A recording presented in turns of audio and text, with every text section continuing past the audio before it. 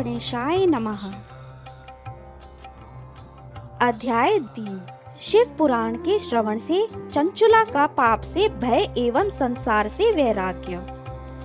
श्री सूत जी बोले, शौनक सुनो, मैं तुम्हारे सामने गोपनीय कथा वस्तु का भी वर्णन करूंगा, क्योंकि तुम शिव भक्तों में अग्रगण्य तथा वेद वेत्ताओं में श्रेष्ठ हो।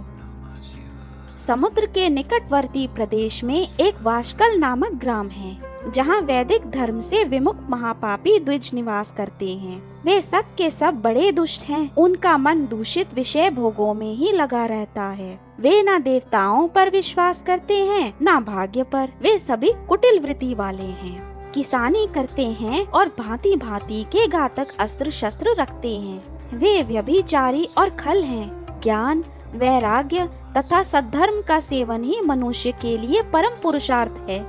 इस बात को वे बिल्कुल नहीं जानते। वे सभी पशु बुद्धि वाले हैं। जहाँ के द्विज ऐसे हों, वहाँ के अन्य वर्णों के विषय में क्या ही कहा जाए। अन्य वर्णों के लोग भी उन्हीं की भांति कुसित विचार रखने वाले हैं। वे सदा कुकर्मों में लगे रहते हैं और नित्य विषय भोगों में ही डूबे रहते हैं। वे सद्व्यवहार तथा सदाचार से सर्वथा शून्य हैं। उस वाशकल नामक ग्राम में किसी समय एक बिंदुक नामधारी ब्राह्मण रहते थे। वे बड़े अधम थे, दुरात्मा और महापापी थे। यद्यपि उनकी स्त्री बड़ी सुंदरी थी, तो भी वे कुमार्ग पर ही चलते थे। उनकी पत्नी का नाम चंचुला था। वह सदा उत्तम धर्म के पालन में लगी रहती थी, तो भी उन्हें छोड़कर वह दुष्ट ब्राह्मण वैश्यागामी हो गई। परंतु देखते ही देखते वह दोनों ही दुराचार में डूब गए और इस कारणवश बहुत सा समय व्यर्थ बीत गया। तदंतर वह दूषित बुद्धि वाले दुष्ट ब्राह्मण बिंदुक समय अनुसार मृत्यु को प्राप्त हो नरक में जा पड़े।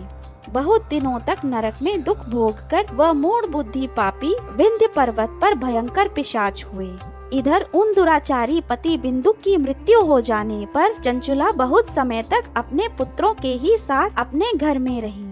एक दिन दैव योग से किसी पुण्य पर्व के आने पर वह स्त्री भाई बंधुओं के साथ गोकर्ण क्षेत्र में गई।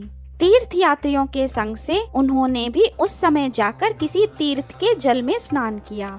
फिर वह साधारणतया बंधुजनों के साथ यत्र तत्र घूमने लगी। घूमती घुमाती किसी देव मंदिर में गई और वहां उन्होंने एक ब्राह्मण के मुख से भगवान शिव की परम पवित्र एवं मंगलकारिणी उत्तम पौराणिक कथा सुनी।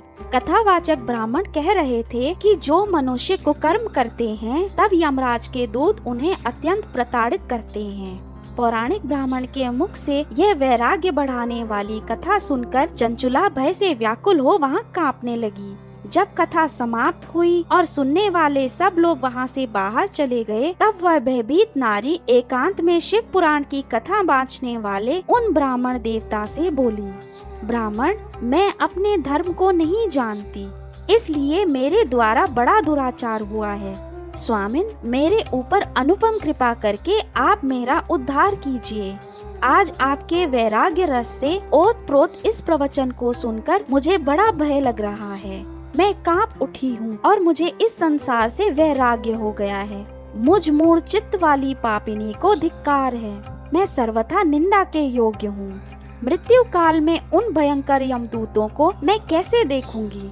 नरक में जब मुझे प्रताड़ित किया जाएगा, मैं उस समय विशेष दुख देने वाली उस महायातना को कैसे सहूंगी? मेरा हृदय विदीर्ण हो गया है और मैं सब प्रकार से नष्ट हो गई हूँ, क्योंकि मैं हर तरह से पाप में डूबी रही हूँ।